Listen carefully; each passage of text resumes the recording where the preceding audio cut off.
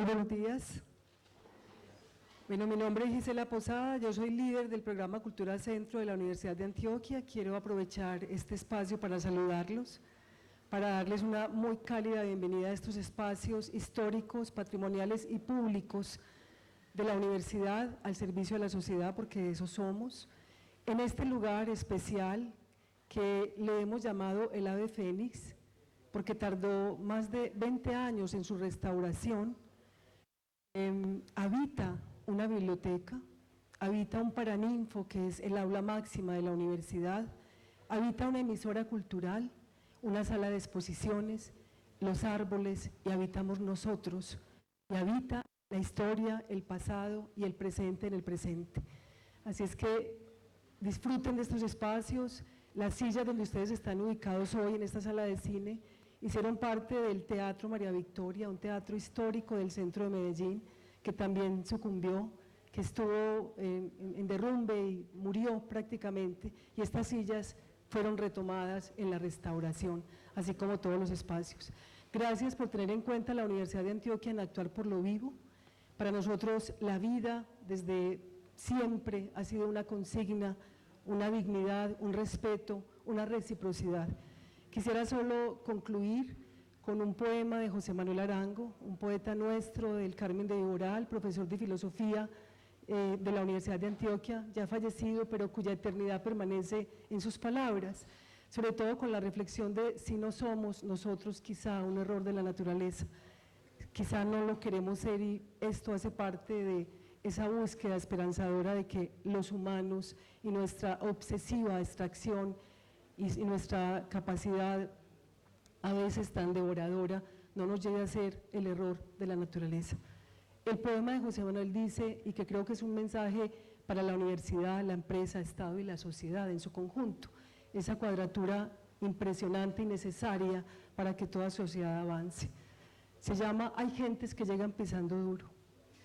Hay gentes que llegan pisando duro, que gritan y ordenan, que se sienten en este mundo como en su casa, que todo lo consideran suyo, que no les duele un hueso, no dudan, ni sienten un dolor, van erguidos y hasta se tutean con la muerte. Yo no sé, francamente, cómo hacen, cómo no entienden. Muchas gracias.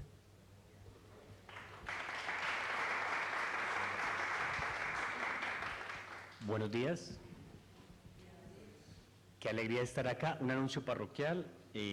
Vamos a tener dos invitadas, una habla francés, otra habla español. Entonces, el traductor en el 1 va a estar, canal 1, francés, portugués. Canal 2, francés. Y canal 3, español. ¿Estamos? Para que sintonicen los canales, que en este caso sería el 3 francés. Soy Camilo Ramírez, director ejecutivo del Sistema B Colombia, y estoy feliz de esta invitación que nos hace Confama en este espacio tan hermoso que realmente es impresionante.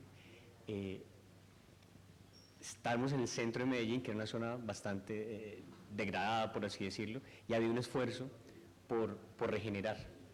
Y ese es precisamente el tema que vamos hoy a estar conversando, regeneración. Tenemos dos invitadas, Sophie Svanton, o Svanton, ¿cómo lo pronuncio?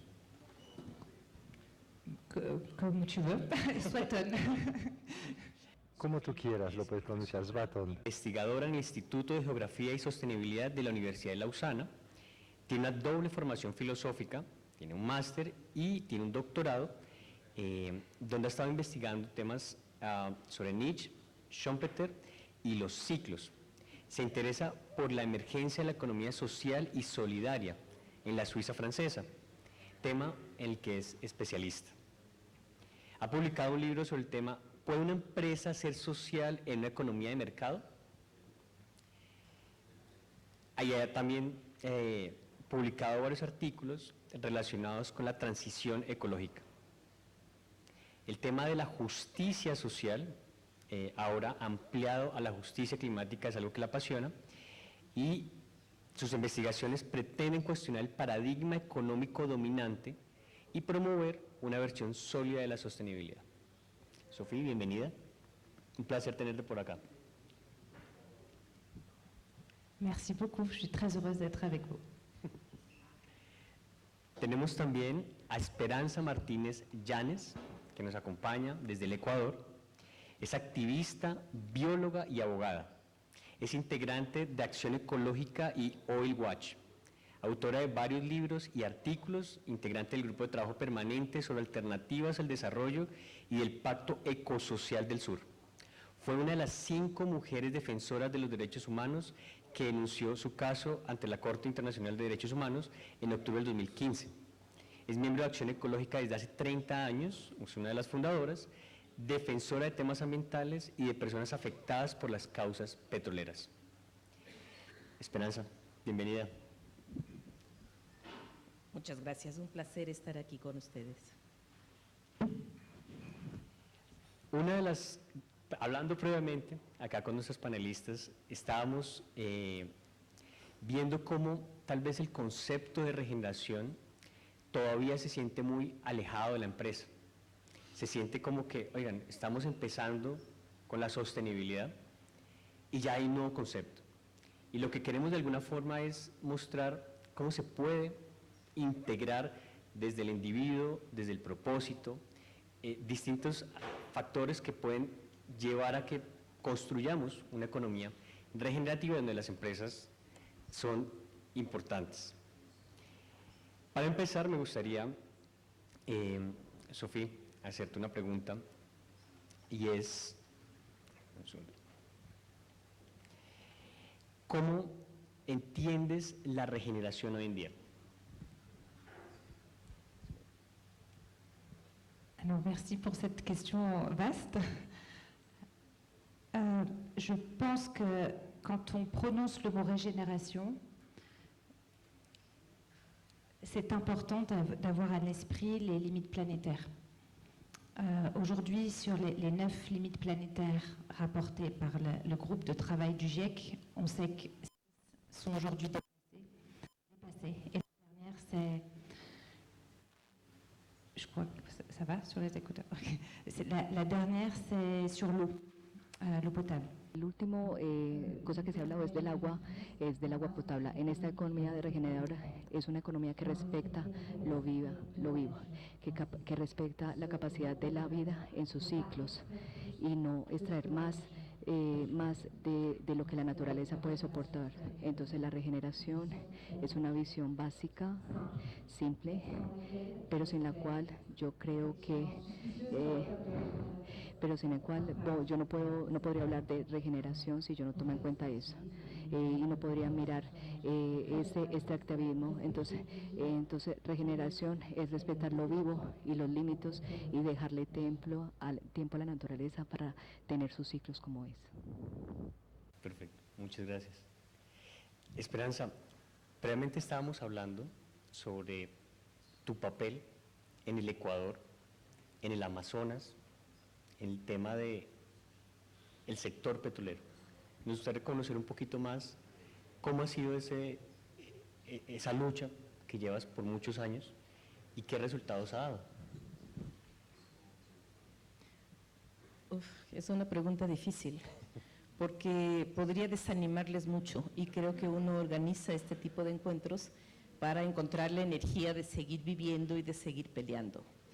La historia petrolera en el planeta es una historia desastrosa porque ha afectado los límites biofísicos del planeta y eso se revela con el cambio climático, pero lo más doloroso es verlo desde adentro y desde abajo.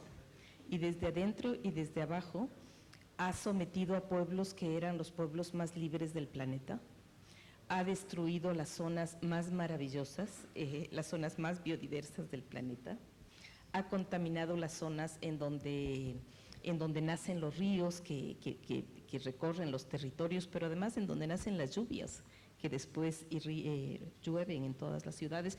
Entonces la historia ha sido como muy dramática.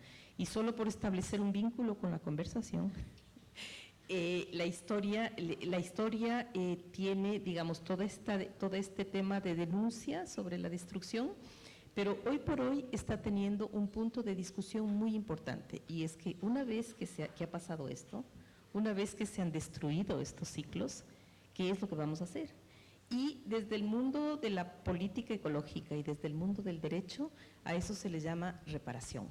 Se necesita reparar lo que ha sido destruido, reparar relaciones, reparar ecosistemas, reparar derechos de la gente que ha perdido esos derechos, ¿no?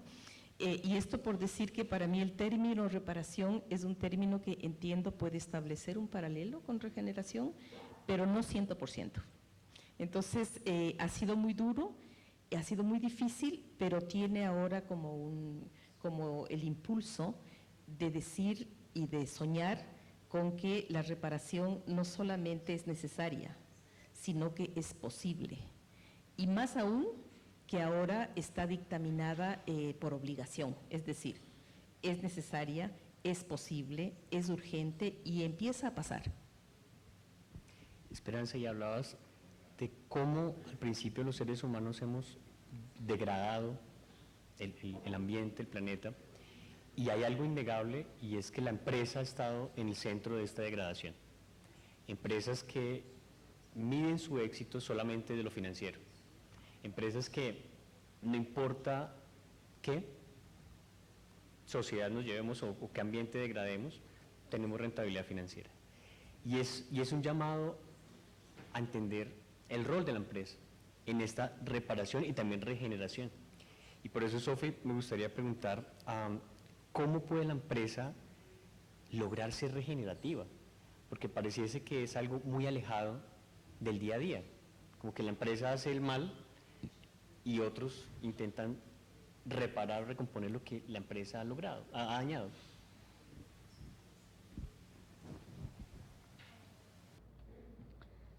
Bueno, yo creo que las empresas dominantes hoy en día son algo que explica que tienen una antigua visión del mundo, en un paradigma que tenemos que atravesar y en el cual estamos todavía en conexiones y conectados por la dominación. Entonces los recursos naturales no son percibidos, sino explotados. En este paradigma, hemos entrado en una teoría, hemos entrado en la teoría teórica clásica, y que habla la economía, que el ser humano es un ser individualizado que va a perseguir su interés privado, y para las empresas lo que cuenta para ellos, y para ellos lo más importante para las empresas es tener ganancias.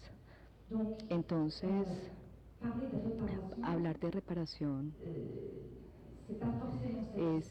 no es satisfactorio, pero tenemos que reparar nuestra visión del mundo, cambiar, reconocer esta mala visión del mundo en la cual las empresas cambian y que cambian su mirada sobre la naturaleza, y que puedan decir, queremos utilizar los recursos, pero razonablemente. Es que podemos tener una visión, una conversación y una interacción sin destruir. Bueno, podemos tomar cacao del bosque, pero no solamente una cosa. Entonces esas empresas, si quieren regenerar, lo primero es que tienen que regenerar su pensamiento, el pensamiento que van a dar una traducción para poderlas convertir en acción. Tienen que tener buenos pensamientos con la naturaleza, para convencerse, sensibilizarse, para ver un árbol como un recurso y no como una cosa para excavar, para tomar, pensar en la reciprocidad. Si yo tomo, ¿qué retorno? Si yo tomo, ¿y qué doy? En ese sentido, entonces en esas empresas hay que cambiar las visiones del mundo. Y segundo, y la traducción que hemos dado hasta ahora de que solo todo sea ganancia a cualquier precio, porque esta visión es todavía en el concepto occidental de desarrollo durable, y es un fracaso porque tenía dos objetivos que reducían las desigualdades y frenaba la predación de los recursos naturales. Y ahora es increíble porque eso no funciona así.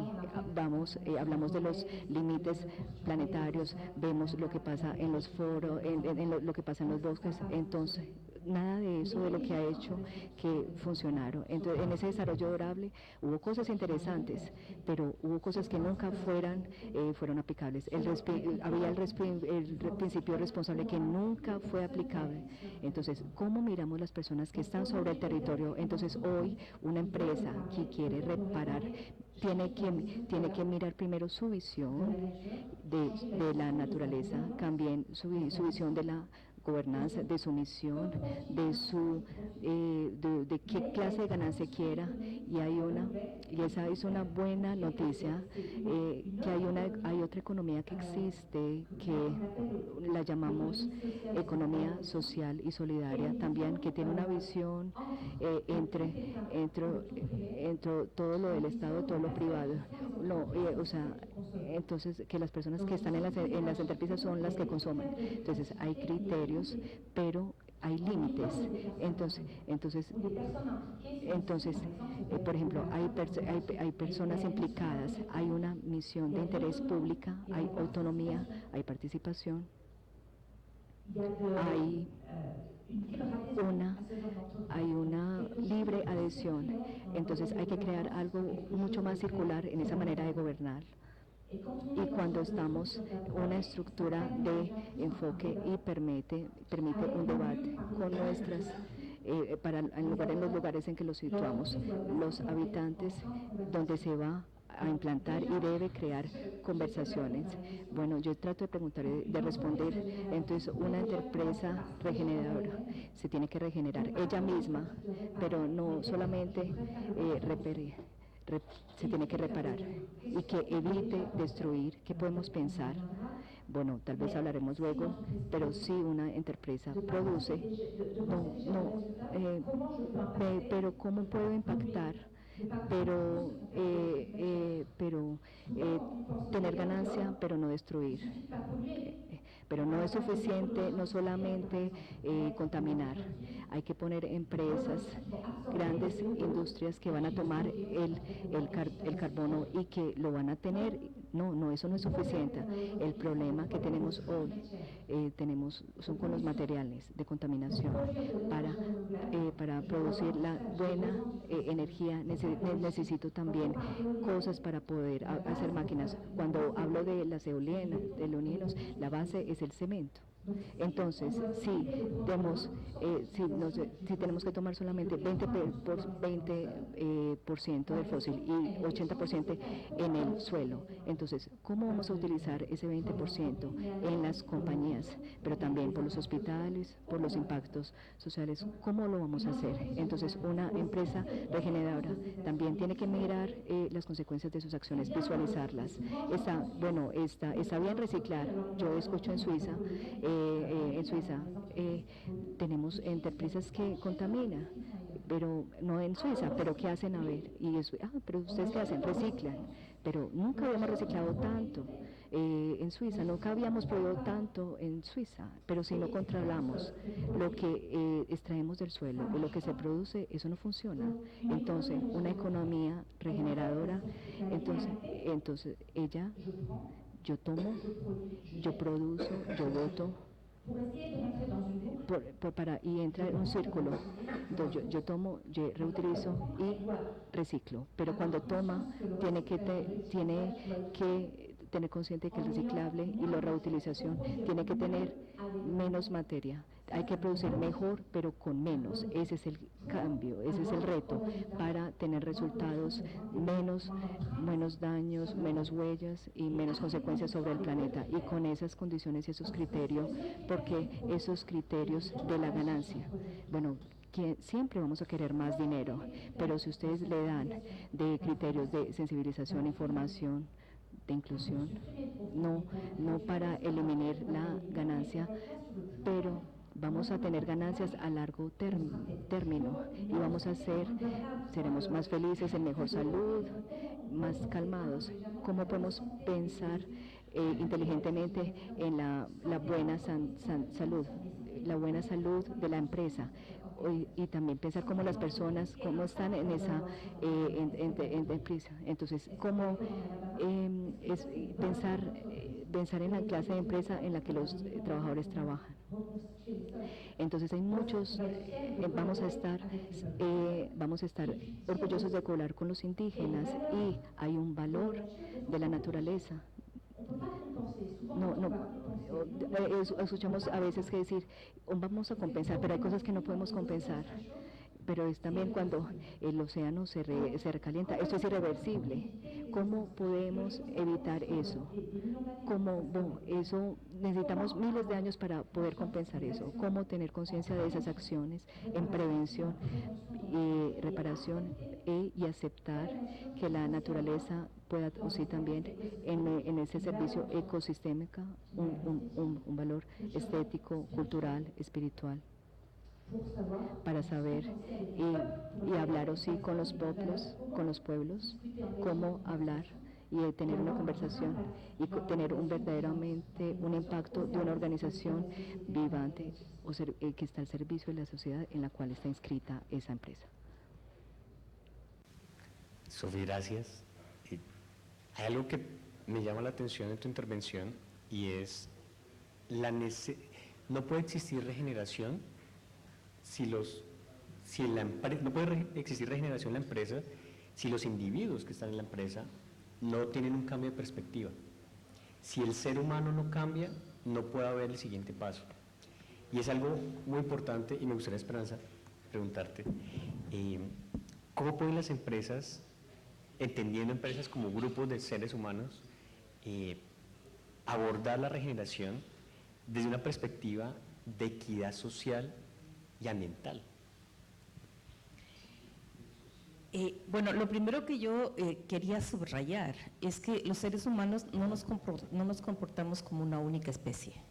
Es decir, no podemos decir los seres humanos han destruido el planeta, porque los Uwa, los Guarani no han destruido el planeta, y no quiero hacer apología a esos seres humanos, pero la verdad es que no consumen y no destruyen. La verdad es que tienen otras maneras de vivir. Y entonces sí creo que necesitamos empezar desde ahí, digamos, o sea, un poco mirando que más allá de la condición del ser humano como un ente que interviene sobre y es capaz de transformar el ambiente, no todos juegan el mismo papel. Hay que reflexionarlo esto desde el punto de vista de relaciones históricas, desde el punto de vista de relaciones de poder, desde el punto de vista de relaciones sociales, de maneras de relacionarse con el otro. Y ya, entonces esa es una primera puntualización que quería señalar. La segunda es que no creo que hablemos siempre de lo mismo cuando hablamos de empresas. En mi historia personal, el concepto de empresa está ya caracterizado por un momento histórico que es neoliberal y que está marcado por la globalización de los mercados y en donde yo por lo menos, cuando pienso en empresa, pienso en la Chevron Texaco entrando a la Amazonía a sacar el petróleo. Pero sí creo que vale la pena un poco repensar qué es la empresa, y la empresa nació siendo muchas cosas. Antes se decía una gran empresa, y una gran empresa no era vamos a destruir la Amazonía, una gran empresa era subir una montaña, o una gran empresa era hacer una caminata maravillosa al lado de un río. Es decir, era como una actividad que uno hace y de allí pasa a aprender a recoger la semilla, aprender a sembrar. Es decir, creo que el concepto de empresa como que fue mutando y que por desgracia uno tiene que, leído a la actualidad, digamos, tiene que ubicar bien de qué estamos hablando cuando estamos hablando de empresa. Entonces, en un contexto neoliberal, la empresa está por fuera y por encima de los estados. Y una empresa hace actividades industriales, hace actividades mercantiles, hace actividades de servicios, con fines de lucro. Y además, otra característica que tienen en este modelo estas empresas, tienen un régimen legal de protección muy grande, de protección de inversiones. Hace un momento las compañeras del panel decían que estaban de alguna manera así agobiadas, cansadas de tantos encuentros en donde se hablan de tantos protocolos, de tantos acuerdos, y yo de alguna manera comparto esto, pero he seguido algunas discusiones internacionales y la verdad es que se avanza muy poco en temas de protección de derechos, porque se avanza poco, pero si no hubiese gente que está trabajando en esos escenarios, la situación sería mucho peor. Porque las pretensiones de muchos de estos grandes negocios, de esta gente que tiene poder, siempre es dar un salto mucho más grande. Y es un salto que amenaza más la vida. Entonces, siendo que a mí también me deja esa sensación de, por Dios, cuántos años hablando de los derechos humanos y todavía no se respetan, menos mal existen los derechos humanos. Y menos mal existen algunos acuerdos que nos ponen estos límites. Quisiéramos que sea mucho más. Creemos que hemos dado grandes saltos en materia de derechos humanos. Lastimosamente, los saltos de las empresas en protección de sus inversiones han sido mucho mayores que los de los derechos humanos, que seguramente existen mucho más leyes y principios para proteger un video de Madonna que para proteger al pueblo indígena en la Amazonía brasileña, boliviana, de cualquier parte. Pero menos mal hay unos derechos, hay unos límites y hay unos horizontes en donde nosotros podemos entrar a disputar qué es lo correcto, qué es lo justo y qué es lo que tenemos o no que hacer. Entonces, en este escenario de estas grandes empresas, no quisiera decir que todas son así, porque si todas son así, esta mesa no tendría tanto sentido, sino básicamente la pregunta sería cómo vamos a demandar a todas las empresas que destruyeron el mundo. Yo no quiero que se regeneren las empresas, yo quiero que reparen todo y mejor idealmente que cierren sus puertas, porque están motivadas por unas, digamos, sus motivaciones principales son el lucro, la velocidad de la destrucción y el abaratamiento del costo de producción, digamos. Pero vamos a asumir que el escenario es grande, así como todos los seres humanos actúan como una sola especie. Vamos a asumir que hay muchos otros esfuerzos que están en distintas discusiones. Yo creo que el tema entonces clave es la escala. Hay una mujer argentina que se llama Verónica Gago, que tiene un libro que se llama La razón neoliberal, que yo se lo recomiendo. Es muy interesante porque ella habla de la economía popular desde esta visión de algo, o sea, el neoliberalismo no solamente es esta globalización de los mercados y del capital, sino que hay unas experiencias alternativas que son estas que conforman la economía popular, que ella las describe como economías barrocas y de pragmática popular.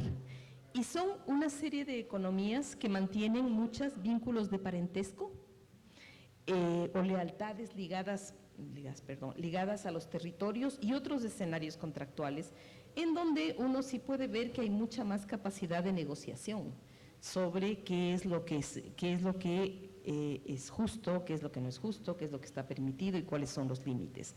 Entonces, estos otros escenarios que no están desde arriba y desde afuera, que son las empresas tradicionales en la época de la globalización, sino que están más desde abajo y por adentro, es sobre las que podemos entrar a discutir cómo con ellos es posible establecer como otros diálogos.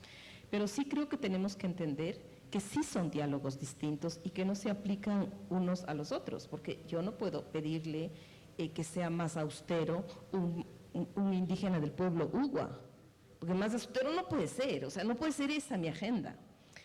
Como tampoco puedo, o sea, quiero solo colocar que sí tenemos un horizonte que esta ruta regenerativa que ahora se plantea, que para mí es una novedad, yo no había conocido los conceptos, no puede tener la misma agenda para la Shell o la Chevron Texaco o no sé, cualquiera de estas grandes empresas, que para esa empresa que está más anclado en el territorio y que mantiene una relación como mucho más cercana. Creo que hay distintos tipos de procedimientos.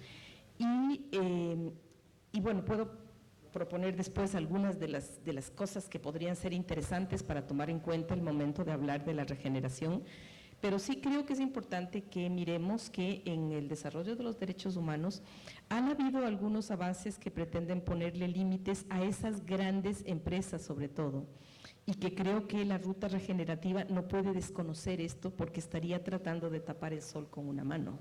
porque lo que rige la economía global ahora no son estos esfuerzos alternativos, digamos. Es como decir, lo que está rigiendo las relaciones humanas con el ambiente no son los Uwa, por desgracia, ni son los Guarani.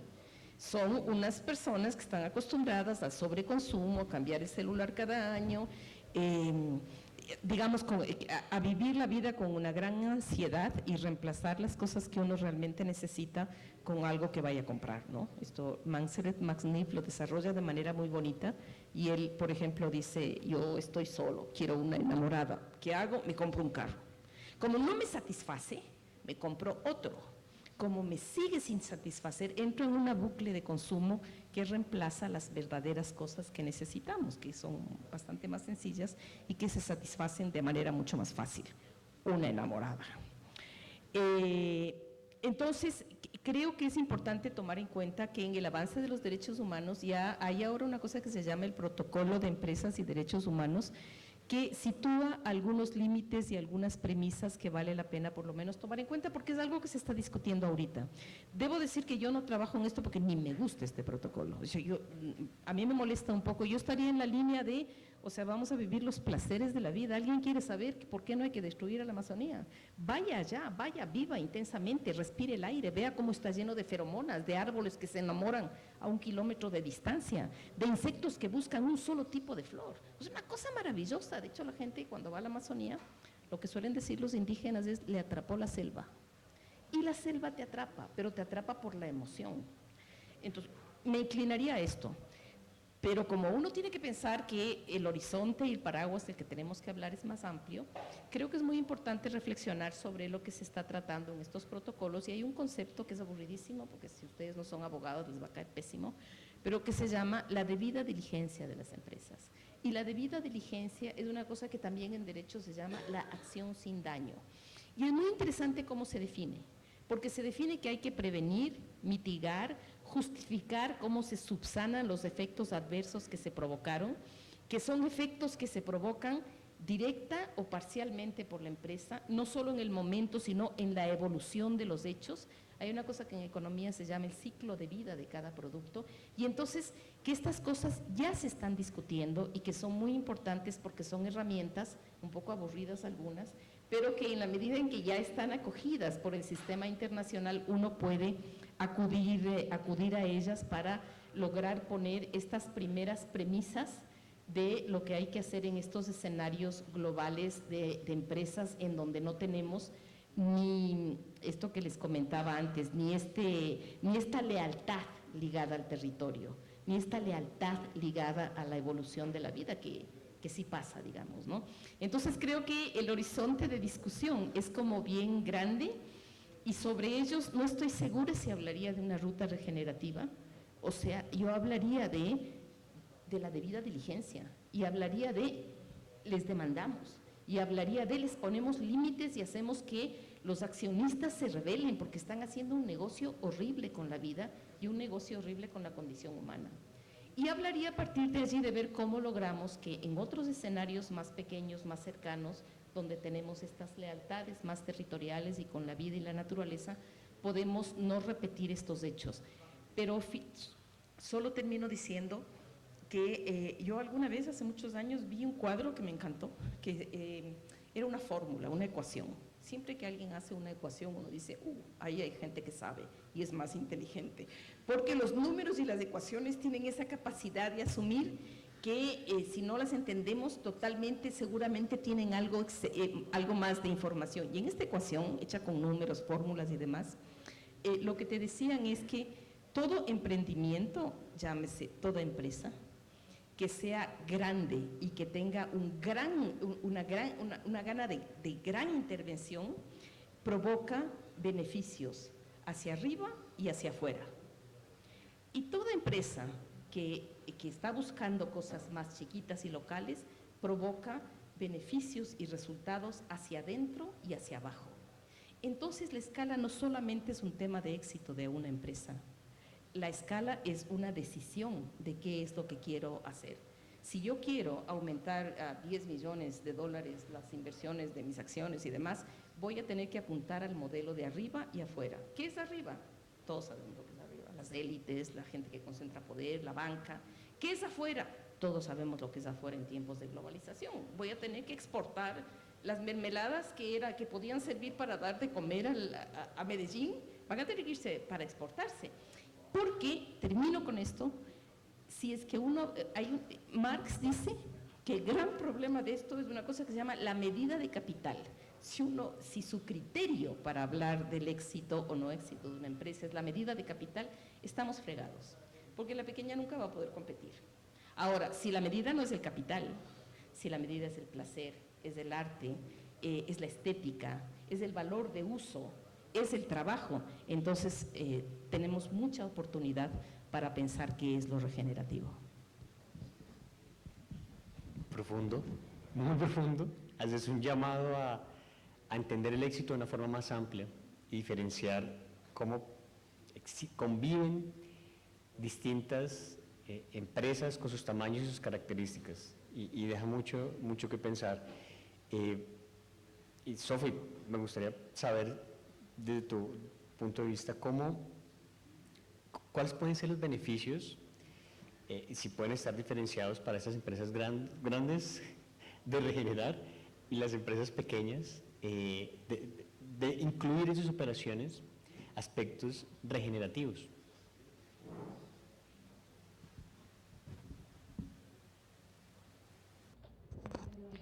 Bueno, yo comparto esta idea de que ese actor capitalismo, las empresas de las empresas de las cuales hablamos son muchas, están en el petróleo, que imponen cosas, le imponen cosas a las otras y que son muy responsables de las emisiones de gases y son muy fuertes. Tienen mucho poder ahí en todas esas energías fósiles, pero hay otras empresas que siguen las normas y que siguen un modelo, pero hay un modelo de base y siempre van a buscar ganancias porque no tienen otro criterio. Entonces, ese es en ese sentido que yo hablo de esas empresas. Y otro nivel son las multinacionales, que también son empresas muy grandes en diferentes sectores, en lo textil, en la alimentación. Entonces, ellas también tienen un impacto en las multinacionales que van a los países que no necesariamente hacen petróleo, pero que tienen un impacto catastrófico. Y hay otras locales. Hay pequeñas empresas, muy pequeñas. Y hay también en la evolución del capitalismo, que Bukowski llama en la evolución del capitalismo, hemos podido ver una evolución de pequeñas empresas centradas sobre el trabajo y los empleados, y haber un capitalismo silenciado y un capitalismo donde no hay propietarios, son personas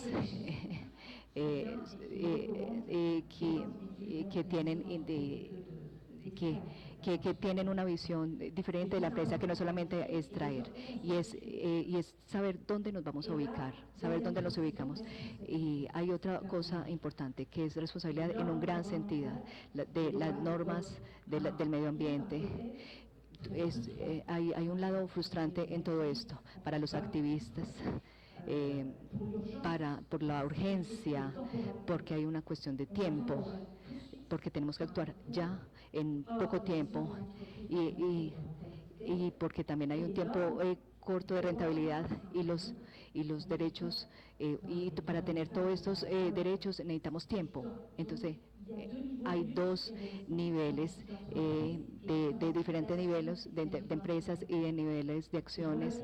Entonces, para responder a respondo con su pregunta, con la responsabilidad hoy, la responsabilidad social de las empresas, que en el 2000, hace más de 20 años, en el 2001, definido por la Comisión Europea, es un concepto que viene de los años 50, Cristo, por un business, por una persona de negocios que fue sostenido por las iglesias protestantes en pleno periodo del marketing, donde teníamos miedo del comunismo y las empresas tenían miedo, en esta Guerra Fría tenían miedo tenían miedo de que los obreros entraran en el comunismo. Es un concepto de responsabilidad civil. Entonces, ahora encuentran todo sobre Internet. Nadie puede decir que nadie es responsable, pero este concepto va a evolucionar. Entonces, hasta de los años 50 a los años 70, todo se va a hacer en estas empresas para que las empresas estén bien, tengan beneficios. Eso puede ser regenerador. Vamos a tener en cuenta las mujeres, la educación, vamos a tener restaurantes en las empresas, pero hay tensión detrás. Pero hay para evitar otro sistema político. Entonces hay que poner cuidado con esos conceptos, por ejemplo, como la botella en plástico que fue. Entonces la responsabilidad social de las empresas, lo vemos a partir de los años 80, va a haber escándalos. En Francia hubo traumatismos, veíamos los pájaros masacrados. Entonces, la toma de conciencia de la opinión pública y las empresas decimos, bueno, necesitamos, pero beneficios de qué, de imagen, para que deben integrar la parte de responsabilidad, porque no podemos estar solos. Tenemos que tener una opinión y tomar en cuenta nuestra responsabilidad. Y eso es interesante porque en el derecho vamos a hablar por primera vez de derechos del medio ambiente, pero hay también escándalo. Pero es como si habláramos de la opinión pública. Bueno, hay muchos niveles de acciones en una empresa donde debemos reflexionar por ejemplo, ahora hablamos de crimen contra la tierra, que eso no existía. Entonces, ¿cuáles son los derechos? Por ejemplo, con los árboles, por ejemplo, con los árboles, hay un movimiento muy importante. Por ejemplo, el artículo que si los árboles tienen derechos. Y luego llegó al último periodo de las empresas. Eso me traumatiza, la discusión, las ONG, por ejemplo, que trabajan con el aceite de palma. Entonces, por años no escucharon nada, no escucharon nada sobre tratados, y yo creo que Greenpeace, que pasó un video en 2015, para mostrar cómo el monocultivo de este aceite masacra el ecosistema, y este video es muy fuerte. En una semana, los acuerdos que no se habían firmado, se firmaron en una semana entre estas empresas y las ONG, y bueno, que vinieron a ser responsables con el medio ambiente. Entonces los beneficios son muchos, porque el miedo de perder la acción de un acto político. Entonces ellos perdieron mucho en ese boicot de los consumidores, que ellos no pueden darse el lujo de hacer eso. Entonces la pregunta es, si no hay buenas intenciones, si miramos el resultado, hay que ser pragmáticos. Es decir que hoy, en los años ahora, en las redes sociales, la comunicación puede ser utilizada para asegurar, acelerar ese proceso, y bueno, hay que son herramientas, el capitalismo se adapta, que pueden anticipar y a veces el social business o negocio, y un poco manipular la información.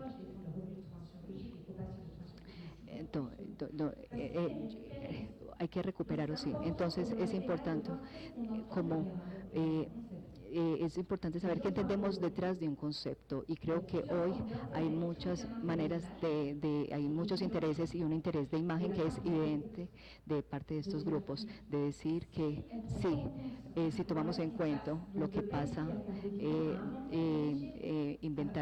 hacer videos, por ejemplo, el periodismo del medio ambiente es ahora súper peligroso, entonces hay que inventar también trabajos que puedan mostrar todo lo que funciona y todo lo que funciona, y mirar e ir a ver a esas empresas regeneradoras que piensan ya en esto poner mucho más de luz, llevar esa luz a esas empresas. Yo conozco empresas que hacen cosas muy bonitas, por ejemplo, una fundación en Francia que hacen, por ejemplo, que hacen el tejido de la vaca para los Juegos Olímpicos, y con otra empresa para los bolsos con cuero, y ellos son conscientes, ellos no quieren extraer más, se asocian con otras industrias para, bueno, vamos a renunciar a ciertas ganancias, pero en el cuero, por ejemplo, en la vaca, lo que no queremos, no queremos muchas vacas. Eso no solamente pequeños pedazos para hacer un bolso. ¿Cómo podemos colaborar para no sacar más? Bueno, no pueden ser buenos en todos, pero sobre, por ejemplo, la fabricación de lo que con lo que fabrican las máquinas, tener en cuenta la ecoproducción, la ecomáquina. Otra cosa es pensar la obsolescencia programada. Eso debe ser prohibido, entonces tener acciones inmediatas.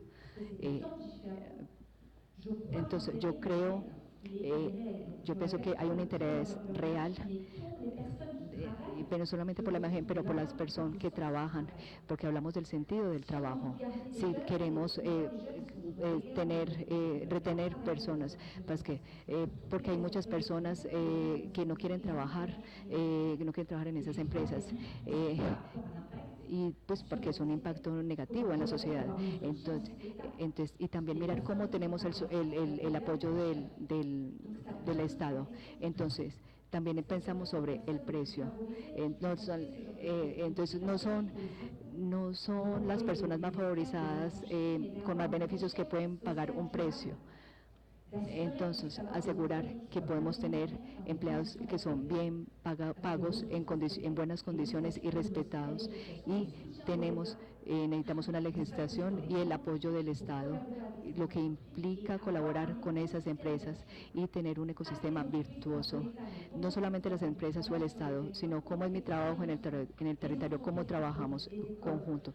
Empresas que están en todos los medios, y para crear un círculo virtuoso, y hay un beneficio en todos los niveles, a nivel espiritual, de estar orgulloso, de sentirse bien, y de poder ir y poder caminar y decir: yo no destruyo, yo contribuyo a que no haya más destrucción. Yo puedo tener el tiempo de ir a dar una vuelta, porque tal vez porque yo trabajo, y yo en ese trabajo yo tengo ideas, puedo soñar. Si no tenemos el tiempo, no podemos aprender de los otros. Hay muchos beneficios, pero eso también supone un nivel de transformación.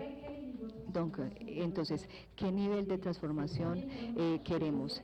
Primero la imagen, y el impacto social, o sí, en todas las sociedades. Hemos visto, tanto Sofi como Esperanza hacen evidente las tensiones que estamos viviendo como humanidad. Tensiones que entre ciudad y selva, entre empresas pequeñas, empresas grandes, entre tipos de organizar nuestras empresas, nuestra forma de existir. Y esas tensiones tienen algo en común, y viene del neoliberalismo y de una forma de entender el mundo, de apropiarse y de consumo excesivo, que es en la que hemos estado en los últimos 40, 50 años, tal vez, y que ha degradado también nuestra democracia. Y Esperanza lo mencionabas, empresas que la teoría era que abriendo los mercados iba a haber beneficios y entonces los que se iban a beneficiar iban a repartir esos beneficios entre todos, pero no pasó y terminó siendo una consolidación de esos beneficios para seguirlos acumulando, y eso ha llevado a un malestar en la sociedad, un malestar democrático incluso. La gente ya no confía en que el sistema funcione u opere para ellos, porque ¿para qué voto si no encuentro una solución? ¿Para qué? El para qué. Pero vemos al mismo tiempo esfuerzos muy interesantes, y ahí me gustaría preguntarte, Esperanza, es el rol de las comunidades en este proceso de regenerar, que lo podemos entender más amplio como luchar por reivindicar el ser, ¿sabes? Como por existir, por tener una forma distinta de habitar este planeta. ¿Cuál ha sido ese rol de las comunidades de base? A ver, seguro que me van a decir que voy a romantizar cosas, y seguramente lo voy a hacer porque no tengo nada en contra de lo romántico. Me parece que es de las cosas más decentes que inventó el capitalismo y la modernidad, si no la única, creo. Pero dos cosas quiero decir, una previa, después les voy a contar un poco un hecho concreto que está pasando ahora en el caso del Ecuador.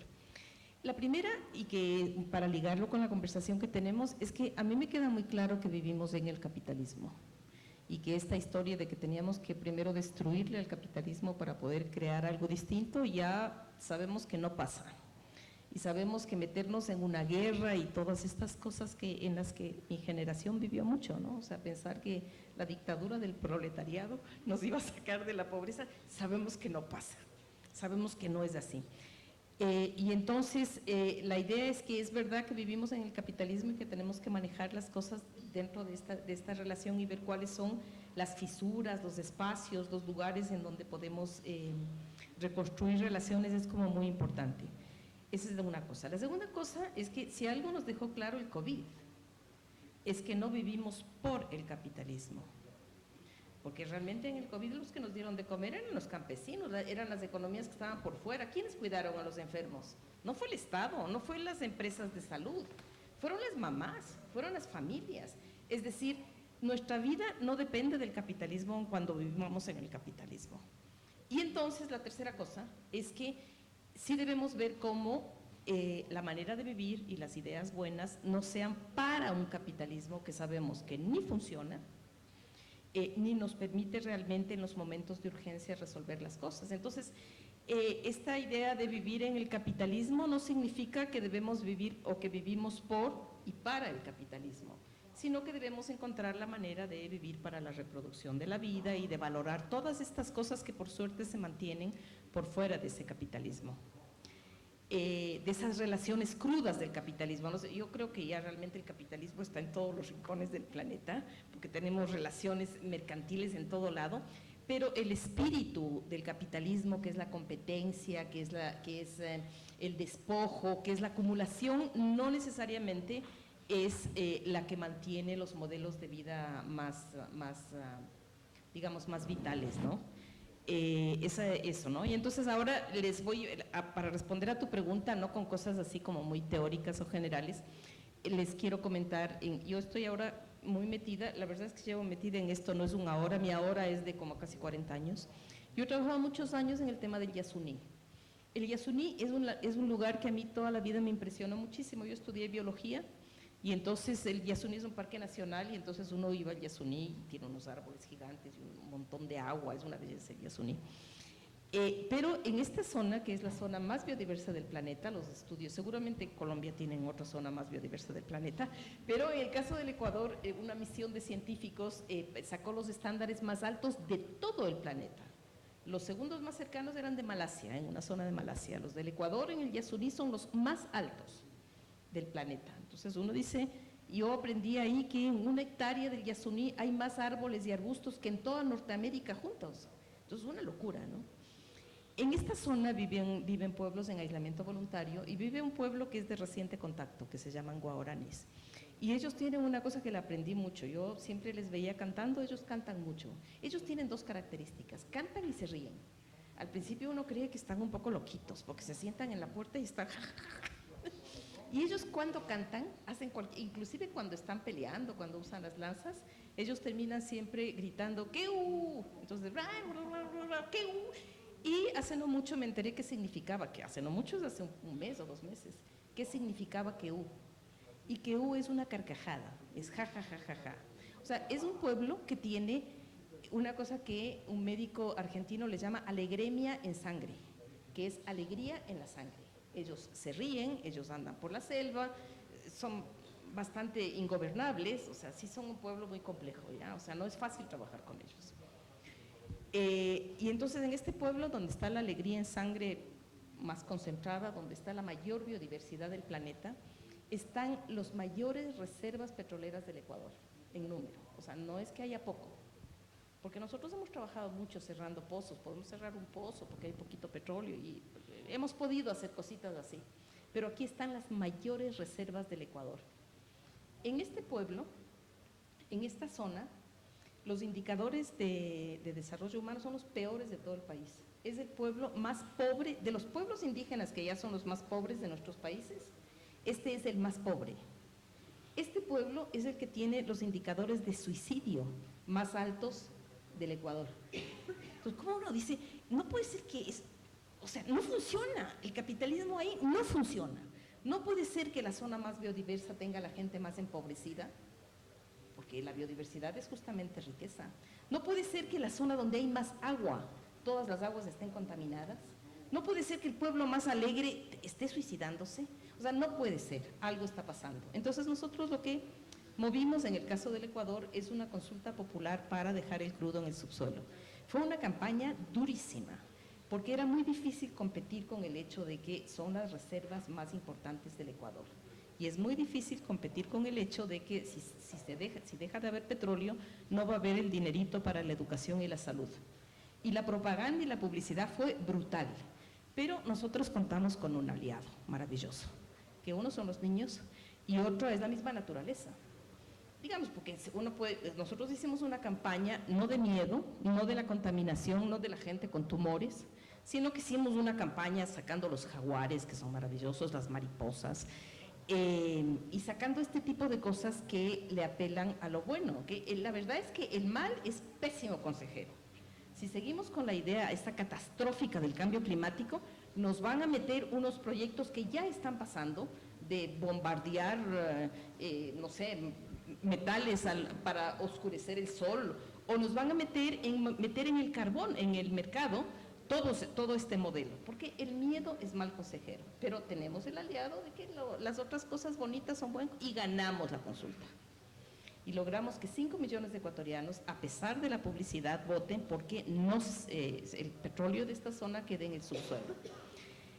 Esto pasó el 20 de agosto del 2023.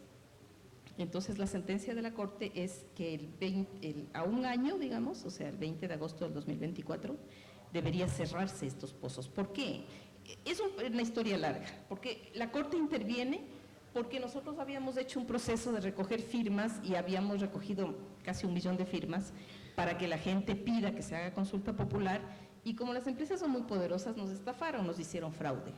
Pasamos 10 años en las Cortes, es el peor tiempo de la vida porque no hay cosa más aburrida que los temas legales y las Cortes, defendiendo que hubo fraude, pero logramos demostrar que hubo fraude. ¿Cómo? Con reconteo de las firmas, con procesos de auditoría, metiendo a la gente de la Asamblea, metiéndola a la Defensoría del Pueblo, logrando que pongan amigos toda la gente famosa del mundo y ya. Logramos que la Corte diga, sí, hubo fraude, tiene que haber consulta. El 20 de agosto fue la consulta, ganamos la consulta, la Corte le dio 1 año para el cierre. Y aquí vienen las cosas interesantes. Las cosas interesantes es que la gente está reflexionando, la gente en la zona vivía dependiente del petróleo, porque el petróleo genera una dependencia en nuestras vidas urbanas, pero la que genera en las comunidades es infinitamente peor, porque ellos, digamos, dejan de tener cacería y lo máximo que pueden lograr es que la empresa les lleve en viandas, en esas viandas plásticas, la comida. Ellos no pueden movilizarse si no es con el combustible que les da la empresa. La empresa es la que pone la salud y la educación. La empresa es la que les da trabajo, y yo no creo que la gente renuncie al trabajo voluntariamente porque esta es una mala empresa, porque la gente necesita trabajo y si va a tener un ingreso y necesita pagar el transporte, la gente se contrata. Además, a mí me preguntan si debo aceptar el trabajo y yo lastimosamente le digo, o sea, acepta, pero mientras estés adentro, danos información de lo que pasa. En las horas del comedor, trata de conversar sobre lo importante que es defender la vida, pero uno no puede competir con lo que una empresa te da. Y no es subiendo salario, porque el capitalismo no funciona subiendo salario. El capitalismo sube el salario a los ejecutivos, a la gente que viene de afuera. ¿Y a quién baja el salario? A los pobres. Y lo que hace es, en el caso del Yasuní, lo que hacía es contratar a mucha gente con salario muy bajo. Mucha gente. Entonces la gente dice, a mí me toca una vez al año que contrato 2 meses y ahí me pagan el salario básico y con esos 2 meses de salario básico más o menos tengo para poder salir a la ciudad, porque Yasuní está muy lejos, ¿no? O sea, hay un problema real de distancia. No hay sistemas de ambulancia, si uno se enferma tiene que ver cómo se arregla, o sea, muy complicado. Y entonces ahora lo que están reflexionándose internamente es varias cosas que creo que pueden ser interesantes, digamos, ¿no? Es primero reconocer que hay unas obligaciones del Estado que no estaba cumpliendo y que eran sustituidas por la empresa. Una empresa no tiene por qué dar salud y educación a una comunidad. Ese es el papel de la empresa y para eso tenemos del Estado y para eso tenemos que pelear con el Estado. Para eso nos sirven algunos derechos, la universalidad de los derechos humanos, la salud, la educación, ya. Entonces, a contener ese tipo de acciones, ¿no? Ese tipo de peleas. Luego, la reflexión, nosotros en el Ecuador logramos tener derechos de la naturaleza. Nosotros tenemos en la Constitución los derechos de la naturaleza. Estamos ahora mismo con ellos disputando la tutela de los derechos de la naturaleza. La tutela de los derechos de la naturaleza no puede ser, si la naturaleza tiene derechos, no puede ser por los expertos y los biólogos, es por lo que traduce, el que habla con la naturaleza. Yo estudié biología y he tenido que olvidarme de la mayoría de cosas que aprendí, porque no estaban bien. No estaban bien sus sistemas de clasificación. Ahora encuentro cómo las comunidades comprenden cómo cantan las ranas, entienden cuándo va a llover, ellos dialogan con la naturaleza porque viven en la naturaleza. Entonces, la gente local puede establecer unos sistemas de protección que pueden ser como muy interesantes, ¿no? Y están trabajando en algo que quería casi que dejarlo ahí, es trabajando en la construcción. Bueno, en esto no sé si trabajan ellos, yo creo que somos más nosotros los que trabajamos en esto, los que tratamos de convencerlos que esta es una gran idea, que es, si no quería, yo decía que el mayor problema que tienen los procesos de regeneración es si mantenemos el modelo de la medida de capital como el éxito. Y es trabajar en el tema del trabajo. Entonces, lo que estamos intentando hacer, por eso digo, estamos convenciéndoles, son escuelas de nuevos oficios ligados a la regeneración y a la reparación. Gente que tenga trabajo, pero que su trabajo no sea ir a hacer un hueco para sacar el oro, que su trabajo sea reforestar y que tenga una compensación por reforestar, que su trabajo sea sembrar árboles en la orilla de los ríos cuando viene el cambio climático. No podemos pensar que el cambio climático se va a resolver poniendo en el mercado a la naturaleza, con los servicios ambientales. No, eso va a destruir más bosques. Eso está destruyendo bosques en el Ecuador. No puede ser siquiera pensar que hay emprendimientos que aparentemente tengan grandes objetivos, como por ejemplo la energía eólica. La energía eólica construye las aspas con balsa. En el Ecuador se están destruyendo bosques para sembrar balsa para energías eólicas. O sea, no puede ser que no entendamos todo el ciclo, sino que pensemos desde abajo cómo sí se puede manejar cosas.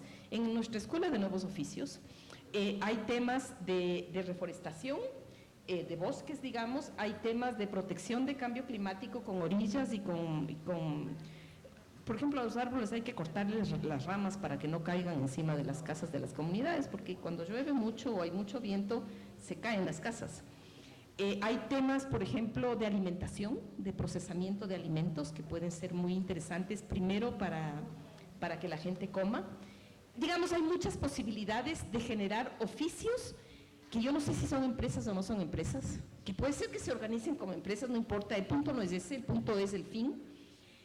Que son como muy esperanzadores porque nacen pensando en una cosa muy importante, y es que en lo que tenemos que poner la atención es en el uso y las necesidades reales que tenemos, No necesitamos comprarnos carros si lo que nos falta es amor. Tenemos que ir directo al amor. No necesitamos meter en el mercado cosas si lo que necesitamos es cuidarnos de que la lluvia, de que siga lloviendo para comenzar, para eso necesitamos bosques, de que no nos asfixie, para eso necesitamos cuidar las orillas. O sea, de ubicar muy bien las necesidades. Y creo que por ahí hay mucha sustancia, como experiencias muy lindas. La gente está haciendo cosas muy lindas, pero claro, esas no compiten. O sea, si a esta zona, si no lográbamos sacarle a la empresa con consulta popular y con muchos juicios, no estaríamos hablando de esto en el Yasuní.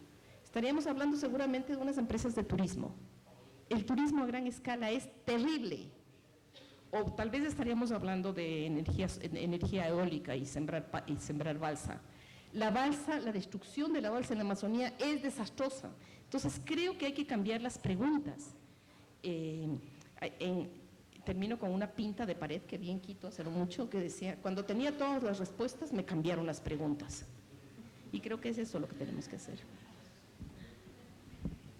No, yo podría quedarme acá y creo que nos podríamos quedar acá reflexionando sobre todas estas tensiones, sobre lo que implica regeneración en un mundo moderno, sobre el sistema en el que estamos imbuidos, sobre las soluciones y cómo la sociedad castiga, el consumidor consciente castiga todos los intentos fallidos de demostrarse algo de lo que no es. Pero tenemos el tiempo corto y vamos ahora a pasar a una actividad en la sala aquí cerca, entonces no se dispersen, liderada por Indeleble Social. Ya les dan las instrucciones. Esperanza, Sofi, muchas gracias, espectacular.